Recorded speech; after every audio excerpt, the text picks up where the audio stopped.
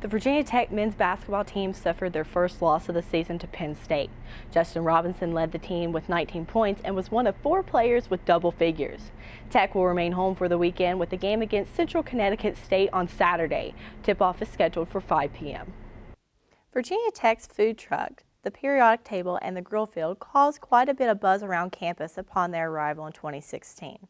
The new construction has been going on since earlier this year, and it's projected to be completed by June 21st for the Yankees' opening home game with the Bluefield Blue Jays. Reporting for the newsfeed, I'm Emily Ball. Virginia State Police responded to a tractor-trailer fire on Interstate 81 Wednesday morning. Police arrived at the scene around 8:40 a.m. where a frozen ground meat tractor-trailer was engulfed in flames.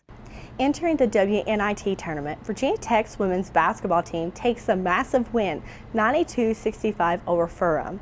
Virginia Tech will advance and play right here in Castle Coliseum Sunday at 2 p.m. against VCU.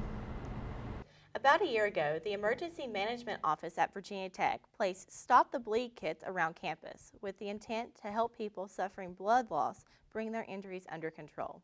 Since then, the number of kits around campus has increased to nearly 200. With most of the country preparing for the winter weather, the southern United States is looking at a different type of severe weather, tornadoes. Up until 2017, events surrounding Native Americans and their cultural events were far and few between. Now, with an annual powwow. The Community Health Center of the New River Valley in Christiansburg was awarded a $1.9 million federal grant through the U.S. Department of Health and Human Services on February 7th. This fund allows the clinic to continue to provide health care for the community members at a low and affordable cost. We were a free clinic, and then when the Affordable Care Act occurred, we got really excited because it meant that a lot of our patients who didn't have insurance were going to get insurance, but that also meant that we wouldn't have any patients to serve, because as a free clinic you serve people who are uninsured and you serve adults.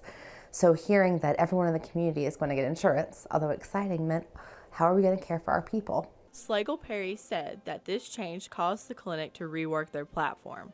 They are now able to bill insurance, use federal funds for a discount fee program, as well as serve adults and now children. It's a big deal to get $1.9 million. It's a big deal to be able to be a federally qualified community health center because it's really hard to do. In order to receive the full grant, the CHC had to go through an examination process where they were observed on their performance. In fact, they received an almost perfect score. I think we're a high quality medical home for patients, a dental home. We're very comprehensive for our patients. With the Mothership Clinic in Christiansburg, there are other CHCs in Dublin and Pearisburg who also serve the same services. Reporting for the newsfeed, this is Emily Ball. Motor Mile Field at Calfee Park, home for the Pulaski Yankees, is underway with major construction plans to their third baseline and left field.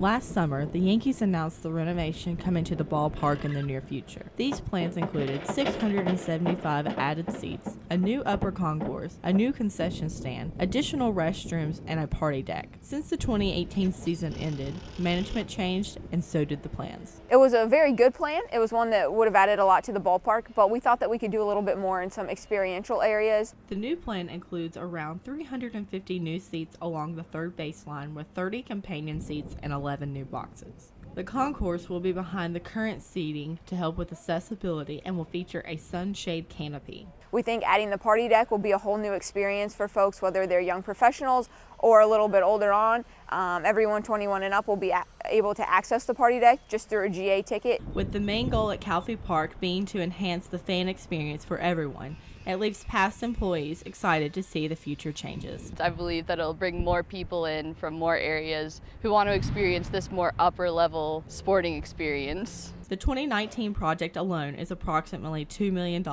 The new construction has been going on since earlier this year, and it's projected to be completed by June 21st for the Yankees' opening home game with the Bluefield Blue Jays. Reporting for the newsfeed, I'm Emily Ball.